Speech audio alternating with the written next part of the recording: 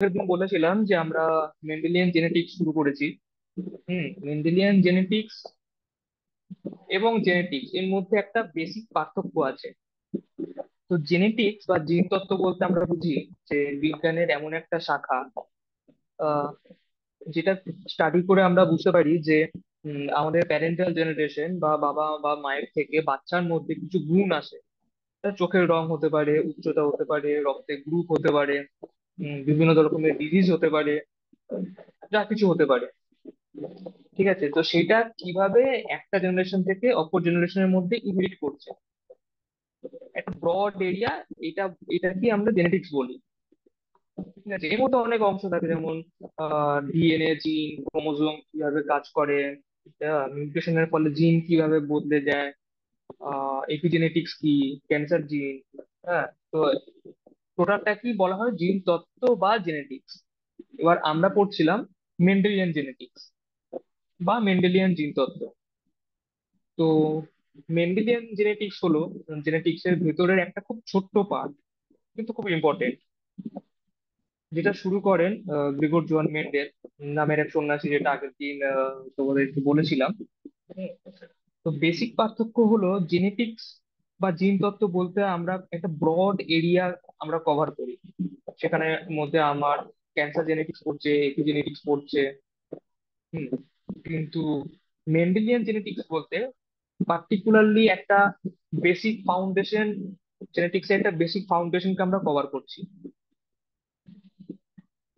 হুম, এছাড়া জেনেটিক্স বলতে বিভিন্ন রকমের মিউটেশন বা এনভায়রনমেন্টাল ফ্যাক্টর কিভাবে ইনফ্লুয়েন্স হয়, হ্যাঁ সেটাও আমরা দেখতে পাই। কিন্তু মেন্ডেলিয়ান জেনেটিক্স এর ক্ষেত্রে, যেটা আগের দিন বলেছিলাম, ডমিনেন্ট রিসেসিভ ল, এটা আমরা আহ, দেখেছিলাম আগের দিন।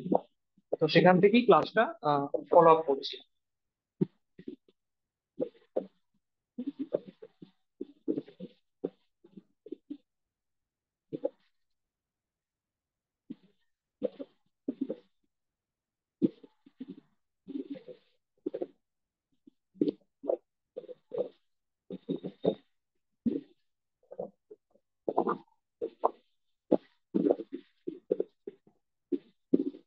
আচ্ছা, এটা আগের দিন বলেছিলাম যে মেন্ডেল 7টা ক্যারেক্টার নিয়েছিলেন: flower colour, flower position, seed colour, seed shape, pot colour, এবং স্টেম লেন্থ। তো সব ক্যারেক্টার গুলোই আহ, তথাপি সব জিন গুলোই, কোনো জিনের সাথে লিঙ্ক ছিল না। সুতরাং তাদের দূরত্ব 50 সেন্টিমর্গানের কম ছিল না, দূরত্ব বেশি ছিল, নাহলে তারা লিঙ্ক জিন হয়ে যেত।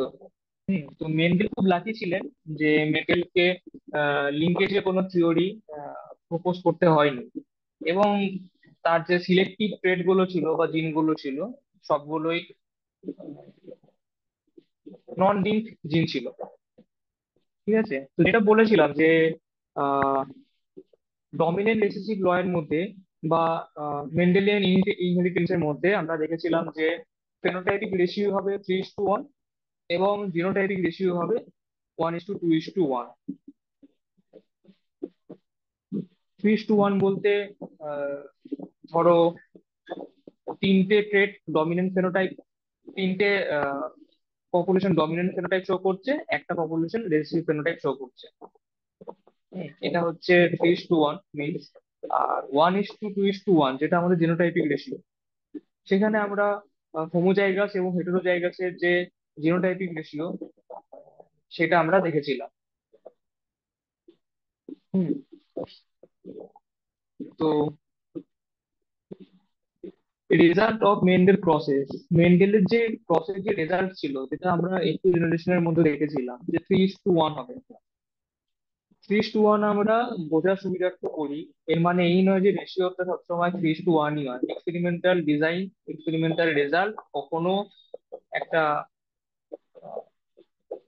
রেশিও, কখনো একটা কমপ্লিট ফিগার হতে পারে না। তো তোমরা সাইটে দেখতে পাচ্ছ যে যেটা আমি বললাম, 7খানা ট্রেড মেন্ডেল নিয়েছিলেন। ঠিক আছে, তো তাদের রেশিওটা অনেকটা এরকম ছিল যে আমি যদি একটা দুটো এক্সাম্পল নিই, যদি আমি ধরি ফ্লাওয়ার কালার, তো এখানে মেন্ডেলিয়ান ইনহেরিটেন্স ফলো হচ্ছে, ডমিনেন্ট রিসেসিভ ফেনোটাইপ শো হবে, কোন রকম ইনকমপ্লিট ডমিনেন্স, ও ডমিনেন্স বা মাল্টিপল অ্যালিল শো হবে না। যদি শো হতো তাহলে আমরা দেখতাম জিনোটাইপিক এবং ফেনোটাইপিক রেশিও হবে 1:2:1। সেখানে কোন রকম 3:1 রেশিও শো হয় না। ঠিক আছে, কিন্তু এখানে 3:1 শো হচ্ছে, 3:1 শো হচ্ছে অ্যাজ এ ওভারভিউ 3:1। বাট আমরা যদি পার্ট পার্ট হিসেবে দেখি তাহলে আমরা দেখবো, যদি ফ্লাওয়ার কালার একটু জেনারেশনের মধ্যে দেখা যায়, তাহলে ডমিনেন্ট ফর্ম ছিল এর 705, 705টা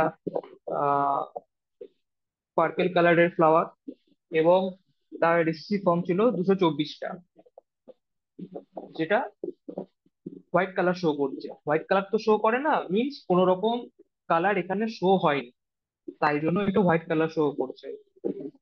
মানে যেহেতু কোনো কালার নেই সেজন্য হোয়াইট। ঠিক আছে, তো এই রেশিওটা হচ্ছে 3.15:1। ঠিক আছে, এভাবে তোমরা দেখতে পারবে যে flower colour, colour seed shape, pot colour, সবগুলোই রেশিও মোটামুটি 3-এর কাছাকাছি। কোনোটা 3.01, সিড শেপ 2.96, পট কালার হচ্ছে 2.82। হুম। তো যেহেতু সবটাই 3-এর কাছাকাছি, 3-এর থেকে 0.1 রেশিও অবধি ভ্যারি করছে, সেই জন্য মেন্ডেল একটা অ্যাজ এ ওভারভিউ বলেছিল ফেনোটাইপিক রেশিও হবে 3:1। এটা জাস্ট দেখানো এই জন্যই যে যখন তোমরা পরবর্তীকালে কোনো এক্সপেরিমেন্ট ডিজাইন করবে বা কোনো রেজাল্ট পাবে, সেটা কখনো একটা আহ, মানে রেশিও মানে সবসময় একটা অনুপাতে আসবে। 3:1 মিনস অ্যাজ এ ওভারভিউ। ঠিক আছে, তো যেটা আগের দিন বলেছিলাম যে জিনোটাইপিক কন্ডিশন এবং ফেনোটাইপ বলতে আমরা কি বুঝি। ফেনোটাইপ বলতে আমরা বুঝি যেটা আমরা চোখে দেখে বুঝতে পারি, ফিজিক্যাল ক্যারেক্টারিস্টিক বা অ্যাপিয়ারেন্স অফ অ্যান ইন্ডিভিজুয়াল, যেটা আমরা চোখে দেখে বুঝতে পারি।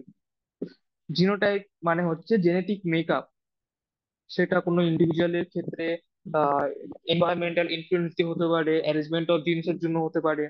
হুম। এই জিনোটাইপটাই প্রডিউস করছে ফেনোটাইপ।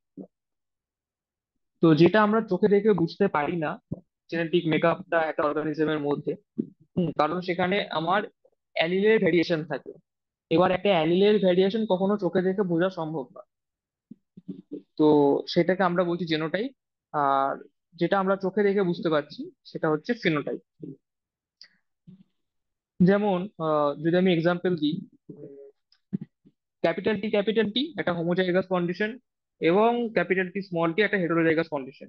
দুটো ক্ষেত্রেই আমি দেখতে পাচ্ছি আমার ফিনোটাইপিক অবজারভেশন হচ্ছে টল, যেহেতু এখানে capital T phenotype, dominant phenotype show করছে। কিন্তু যদি আমি এর জিনোটাইপিক বা জেনেটিক মেকআপ দেখি, তখন আমরা দেখতে পারবো যে এর মধ্যে হোমোজাইগাস ডমিনেন্ট আছে এবং হেটেরোজাইগাস কন্ডিশন বিলং করছে। হোমোজাইগাস ডমিনেন্টের মধ্যে যেহেতু দুটো অ্যালিলই আমার ডমিনেন্ট অ্যালিল, সেই জন্য টল ফেনোটাইপ শো করছে। এবং যেখানে ক্যাপিটাল টি স্মল টি, সেখানে আমার ফিনোটাইপ টল হলেও আমার এখানে জেনেটিক মেকআপটা আলাদা। সুতরাং জেনেটিক মেকআপ কোনোদিন চোখে দেখে বোঝা যায় না।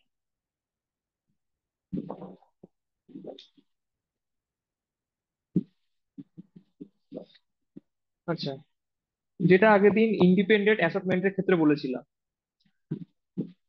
মনে রাখবে ইন্ডিপেন্ডেন্ট অ্যাসেসমেন্ট সবসময় আমরা আহ, বুঝতে পারি মেন্ডেলের ডাইহ্যাব্রিড ক্রস থেকে, এবং ল অফ সেগ্রিগেশন সেটা আমরা বুঝতে পারি মেন্ডেলের মোনোহাইব্রিড ক্রস থেকে। কেন? কারণটা আগের দিন বলেছিলাম, মোনোহাইব্রিড ক্রস মানে হচ্ছে কোনো একটা পার্টিকুলার একটা বৈশিষ্ট্য নিয়ে ক্রস করা হচ্ছে। সেখানে আমার দেখা হচ্ছে যে আমার যে দুটো অ্যালিল, তারা যখন গ্যামেট ফর্মেশন করছে, তারা একটার সাথে অপরটা লিঙ্ক নয়। তো মনোহাইব্রিড ক্রস থেকে আমরা ল অফ সেগ্রিগেশন বুঝতে পারি। আর ডাইহাইব্রিড ক্রস থেকে ইন্ডিপেন্ডেন্ট অ্যাসেসমেন্ট কেন বুঝতে পারি? কারণ ডাইহাইব্রিড ক্রস মানে হচ্ছে একের বেশি জিন নিয়ে যখন আমরা আহ পরীক্ষা নিরীক্ষা করছি, সেটাকে মেন্ডেল বলেছিলেন ডাইহাইব্রিড ক্রস। একের বেশি জিন, সুতরাং একের বেশি ট্রেড যখনই হয়ে যাচ্ছে তখনই বোঝা যাবে ইন্ডিপেন্ডেন্ট অ্যাসর্টমেন্ট, বা কোনো একটা ট্রেড ইন্ডিপেন্ডেন্টলি অফস্প্রিং এর মধ্যে ট্রান্সমিটেড হচ্ছে। যখন একটা ট্রেড অফস্প্রিং এর মধ্যে ট্রান্সমিটেড হচ্ছে তখন সেটা অন্য কোনো ট্রেডের সাথে কোনো রকম সম্বন্ধ বজায় রাখছে না, সেজন্য এটাকে বলা হচ্ছে ইন্ডিপেন্ডেন্ট অ্যাসর্টমেন্ট। ওকে। তো ডমিনেন্ট অ্যালিল, রিসিভ অ্যালিল, এটা তোমাদের ইন্ট্রোডাক্টরি ক্লাসেই বলে দিয়েছিলাম। হুম।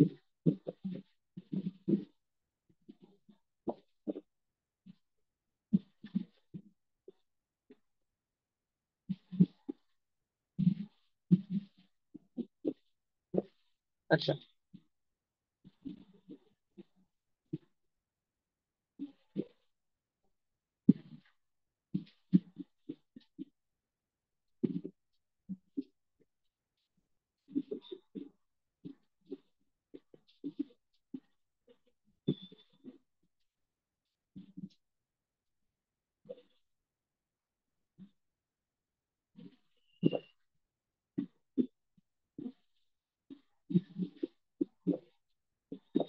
আচ্ছা, যেটা আগের দিন বলেছিলাম যে মেন্ডেলিয়ান লয়ের কিছু এক্সেপশন আছে।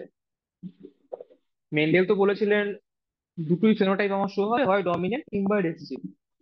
ঠিক আছে। তো যখন আমার ডমিনেন্ট বা রিসেসিভ ফেনোটাইপ শো হচ্ছে না, হয়তো শো হচ্ছে complete dominance, complete dominance show না হয় যদি আমার শো হয় কোডমিনেন্স বা ইনকমপ্লিট ডমিনেন্স বা মাল্টিপল অ্যালিল, এই তিনটে কন্ডিশন হচ্ছে মেন্ডেলের লয় এক্সেপশন। তো যেখানে আগের দিনে ক্লাস শেষ করেছিলাম মাল্টিপল অ্যালিল, সেখান থেকেই ডিটেলসে শুরু করছি। মাল্টিপল অ্যালিল যেটা আমরা এবিও ব্লাড গ্রুপ দিয়ে বুঝতে পারি।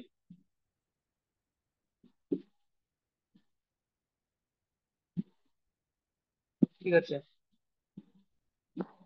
মাল্টিপল অ্যালিল কেন? Because the number of genotype and allelic interaction plus environmental factor decide the number of phenotypes in population. তোমরা নোট করলে নোট করে নিতে পারো বোঝার সুবিধার্থে। নাম number of genotype and allelic interaction. Genotype আমি এতক্ষণ বলছিলাম জিনোটাইপ দিয়েই আমরা ফিনোটাইপিক কন্ডিশন বুঝতে পারি, কিন্তু যখন জিনোটাইপের সাথে অ্যালিলিক ইন্টারাকশন এবং এনভায়রনমেন্টাল ইনফ্লুয়েন্স অ্যাড হয়ে যায়, সেটাকেই বলা হচ্ছে মাল্টিপল অ্যালিলিক কন্ডিশন। ঠিক আছে, এখানে শুধুমাত্র জিনোটাইপ দিয়ে ফেনোটাইপ বোঝা সম্ভব নয়, এখানে অ্যালিলিক ইন্টারাকশনটাও দেখতে হয়। সেই জন্যই এটা মেন্ডেলের লয়ের একটা অ্যাজ এ এক্সেপশন ধরতে পারো। ঠিক আছে।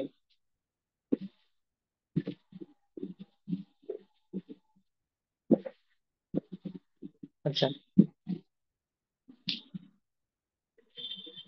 আমি যদি হিউম্যান ব্লাড গ্রুপের এক্সাম্পল নিই, তাহলে তোমরা দেখতে পাচ্ছ স্লাইডে যে ফেনোটাইপ হবে হয় A blood group, B blood group, অথবা এবি ব্লাড গ্রুপ, অথবা ও ব্লাড গ্রুপ। ঠিক আছে। কিন্তু এইটা আমার ডিপেন্ড করছে অ্যালিলিক ইন্টারাকশনের উপরে। কিরকম? যেমন আমার যদি দুটো অ্যালিল আই এ অ্যালিল হয়, তাহলে সেই জিনোটাইপটাও as A phenotype A blood group show করবে। কিংবা যদি I zero phenotype genotype show করে, সেটাও আমার এ ফেনোটাইপ শো করবে। অ্যালিলিক ইন্টারাকশনের উপর শো হচ্ছে। কারণ কারণ হচ্ছে এখানে একটা এইচ জিন থাকে। যেটা আমরা বোম্বে ফেনোটাইপের ক্ষেত্রেও পড়বো। আচ্ছা, হোয়াট ইজ এইচ অ্যান্টিজেন?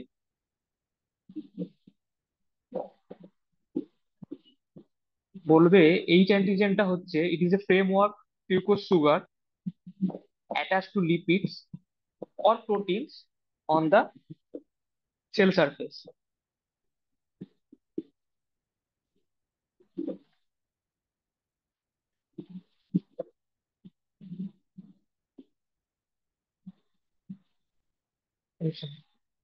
যদি সহজ ভাষায় বলি, ধরে নাও তোমার blood group system like a building block, একটা বিল্ডিং ব্লকের মতো কাজ করছে, এবং তার যে বেস প্ল্যাটফর্ম বা গ্রাউন্ড ফ্লোর, সেটা হচ্ছে এইচ অ্যান্টিজেন। ঠিক আছে, এবার এই বেসের ওপর তোমার যে সুগারটা অ্যাড হবে, ধরো এ সুগার অ্যাড হলো, টি সুগার অ্যাড হলো, কিংবা কোনো সুগার অ্যাড হলো না, যদি আমি ধরে নিই এই বিল্ডিং ব্লকটার উপরে এ সুগার অ্যাড হলো, তাহলে সেটা একটা অ্যান্টিজেন ফর্ম করবে। এ সুগার অ্যাড হয়েছে মানে মেক্স এ অ্যান্টিজেন। এর ফলেই অ্যাজ এ ফেনোটাইপ আমি এ ব্লাড গ্রুপ দেখতে পারবো। ঠিক আছে, এবং যেহেতু এখানে অ্যান্টিজেন এ প্রেজেন্ট আছে, সুতরাং এখানে যদি অন্য কোনো অ্যান্টিবডি দেওয়া হয়, তাহলে সেটা ক্লট হয়ে যাবে। এই কারণেই ক্লট হয়।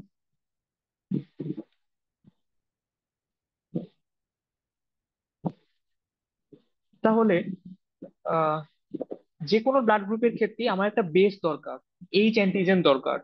এইচ অ্যান্টিজেন না হলে আমি এক আমার যে ডিটারমিনেন্ট সুগার,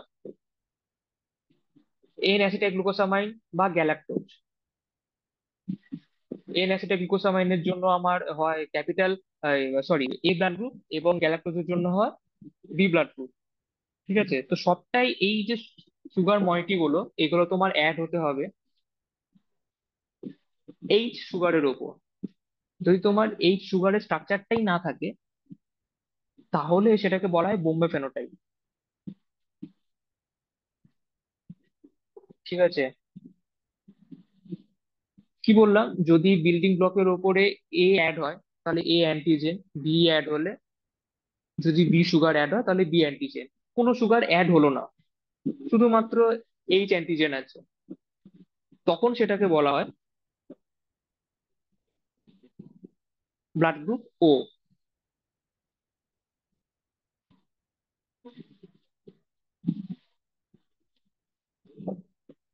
কারণ যেহেতু এখানে কোনো অ্যান্টিজেন নেই, সুতরাং এ যদি অন্য কোনো পেশেন্টের থেকে, ও ব্লাড গ্রুপ ছাড়াও যদি অন্য কোনো পেশেন্ট থেকে ব্লাড নেয়, তাহলে সেই ব্লাড ক্লট করবে না। ঠিক আছে, এটা যদিও আগে ফলো করা হতো, এখন ডিউ টু মেনি রিজন, তোমার কোনো যদি এপিজেনেটিক মডিফিকেশন হয় সেটা এফেক্ট করতে পারে, কিংবা কোনো এনভায়রনমেন্টাল ফ্যাক্টর এফেক্ট করতে পারে, কোনো ডিজিজ কন্ডিশন এক্সাজারেট করতে পারে। হুম, বিপুল পরিমাণে বৃদ্ধি পেয়ে গেল। হুম, কোনো মাইক্রো অর্গানিজমের কন্টামিনেশন আছে বডিতে, অনেক অনেক কারণ আছে, সেই জন্য এখন এই রুলটা মানা হয় না, কিন্তু এই আগে এই কারণেই মানা হতো যে ও ব্লাড গ্রুপ ব্লাড নিতে পারে, কারণ এখানে কোনো রকম অ্যান্টিজেন প্রেজেন্ট নেই। ঠিক আছে, এবার আমি বললাম Bombay phenotype. What is Bombay phenotype? Concept জেনে রাখা খুব দরকার, এটা আশা করি তোমরা ক্লাস 11-এ আশা করি পড়েওছো। হ্যাঁ, what is Bombay phenotype? In some very rare people, H antigen itself is absent. খুব কম পপুলেশনের মধ্যে দেখা যায় যে আমার যে এইচ অ্যান্টিজেন, যেটা আমার বিল্ডিং ব্লক, যার উপরে সুগার মলিকিউলটা অ্যাটাচ হলে আমার ব্লাড গ্রুপ ডিটারমাইন হয়, সেই বিল্ডিং ব্লকটাই নেই, আমার বেসটাই নেই, তাহলে সুগার মলিকিউল অ্যাড হবে কোথায়? তো যাদের মধ্যে এটা অ্যাবসেন্ট, হ্যাঁ, সেখানে কোনো রকম এ অর বি এনজাইম কোনো রকম সুগার অ্যাড করতে পারে না, সুতরাং নাথিং ক্যান বি অ্যাডেড। হ্যাঁ, because there is no platform. These peoples appear as O blood group in normal testing, but actually they are lack H antigen. O blood group কেন show করছে? কারণ আমি বলেছিলাম যে যদি কোন রকম কোনো অ্যান্টিজেন প্রেজেন্ট না থাকে, এইচ অ্যান্টিজেনের উপরে কোনো সুগার মলিকিউল না থাকে, তাহলে সেটা কোনো রকম ব্লাড গ্রুপ শো করে না, সেটা as a O blood group treat হয়। তো আলটিমেট কারণটা হচ্ছে আমার কোনো রকম গ্যালাক্টোজ সুগার বা এন অ্যাসিটাই গ্লুকোসামাইন কোনো কিছুই অ্যাড হচ্ছে না। তো সেটা যদি আমার ল্যাক অফ এইচ অ্যান্টিজেন হয়, সেটাও তো একই রেজাল্ট হবে। তার ফলেও তো কোনো রকম সুগার মলিকুল অ্যাড হতে পারবে না, কারণ আমার এইচ অ্যান্টিজেনটাই নেই, বেসটাই নেই। যেখানে বেস নেই সেখানে সুগার মলিকুল অ্যাড হবে কোথায়? তো সুতরাং এটা অ্যাজ এ phenotype O blood group show করলেও, যখন আমরা এর জিনোটাইপিক কন্ডিশন দেখব, হুম তখন আমরা দেখব যে এটা আসলে ল্যাক এইচ অ্যান্টিজেন, এর এইচ এইচ জিনোটাইপটা অ্যাবসেন্ট। আমি সেই জন্যই বলেছিলাম জিনোটাইপ থেকে যখন আমরা ফেনোটাইপ বুঝতে পারছি না, সেই কন্ডিশনটা কি বলা হচ্ছে মাল্টিপল অ্যালিলিক কন্ডিশন।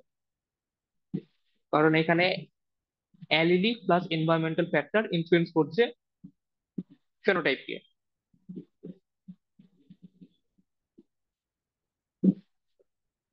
আশা করি তোমরা বোম্বে ফেনোটাইপ এবং মাল্টিপল অ্যালিলের কন্ডিশন বুঝতে পেরেছো, এবং কেন এ ব্লাড গ্রুপ মানুষের শরীরে যদি আমি বি ব্লাড গ্রুপের রক্ত আহ, দিয়ে দিই তাহলে কেন ক্লট হয়ে যায়, ব্লাড ট্রান্সফিউশন করার সময় কেন ব্লাড টেস্ট করতে হয়, এটা আশা করি তোমরা বুঝতে পেরেছো।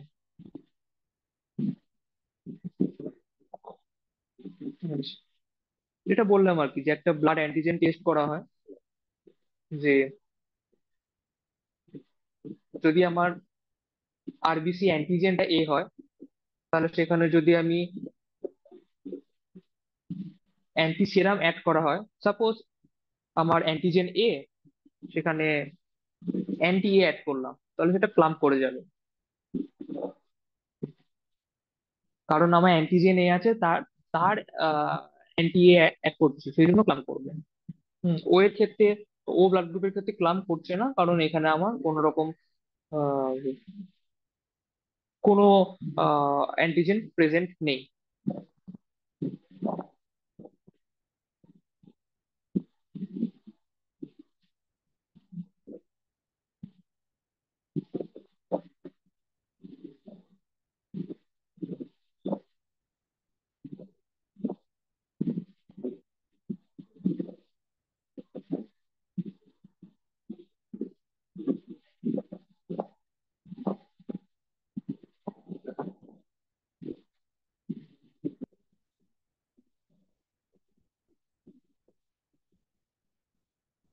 আচ্ছা, তো যেটা তোমাদেরকে বলেছিলাম,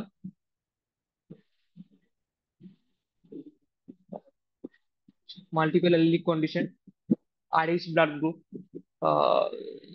যেটাকে আমরা বললাম বোম্বে ফেনোটাইপ। এরপর আমরা দেখব কোডমিনেন্স এবং প্লিওট্রপি এফেক্ট।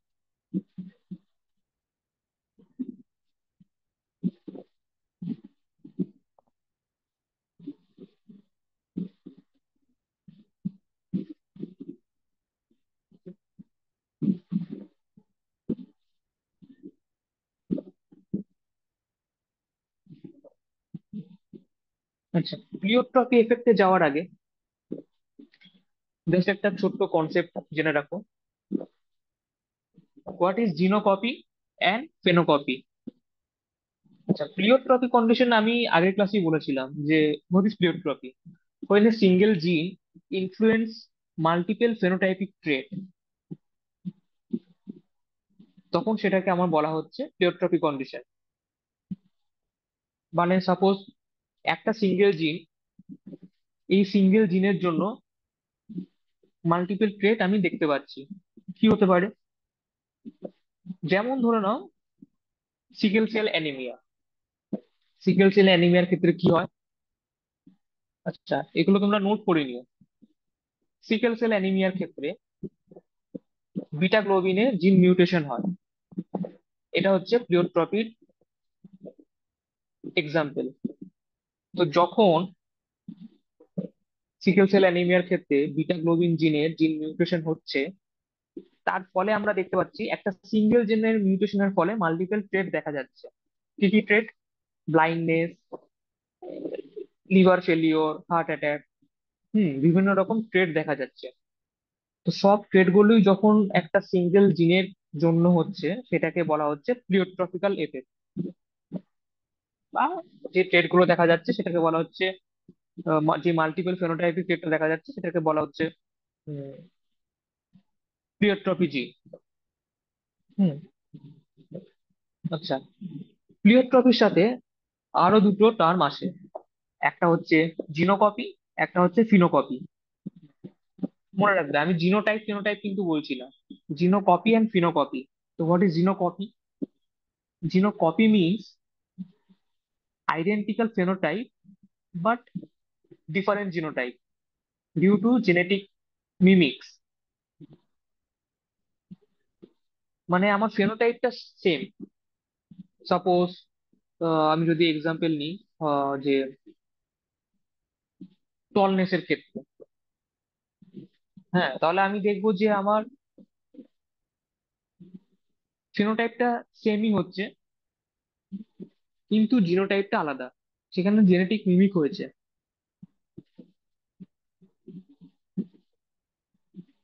যেমন আহ, খাতায় নোট করো, ক্যাপিটালে স্মল বি, এটাকে আমি বলছি স্মল বি। এই যে জিনোটাইপটা, হুম, এটার জন্য এফেক্ট দেখা যাবে রেড ইয়ার, লাল কান দেখা যাবে, অ্যাজ এক্সাম্পল বলছি। এবং আরেকটা জিনোটাইপ হচ্ছে স্মল এ ক্যাপিটাল বি। এইখানে জেনেটিক মেকআপ হয়েছে, এই জন্য স্মল এটার জন্য রেড ইয়ার দেখা যাবে। ঠিক আছে? তো আমি দুটো ক্ষেত্রেই রেড ইয়ার দেখতে পাচ্ছি, লাল কান আমার দু ক্ষেত্রেই দেখা যাচ্ছে।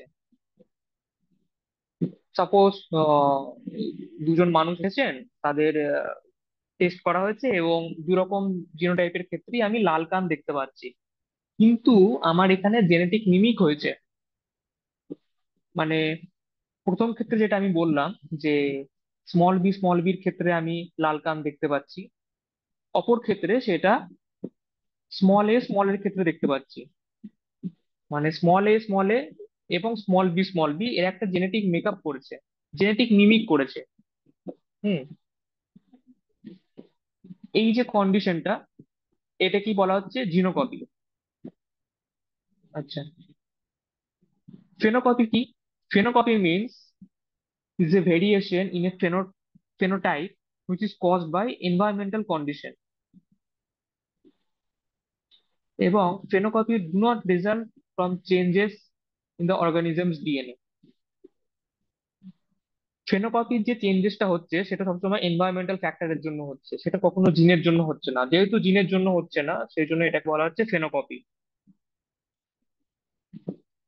ঠিক আছে? তো genocopy, phenocopy and pleiotropy condition. Multiple allele বললাম, কোডমিনেন্স, ইনকমপ্লিট ডমিনেন্স, ছোট দুটো পার্ট আছে। এই দুটো পার্ট দিয়ে আমরা মেন্ডেলের যে এক্সেপশন সেগুলো কমপ্লিট করে ফেলবো। ঠিক আছে, তো আজকের মতো ক্লাস এখানেই। যদি কারো কোনো ডাউট থাকে তাহলে বলতে পারো, আদারওয়াইজ তোমরা ক্লাস লিভ করতে পারো। লিভ করার আগে অবশ্যই চ্যাট বক্সে অ্যাটেন্ডেন্সটা দিয়ে যাবে।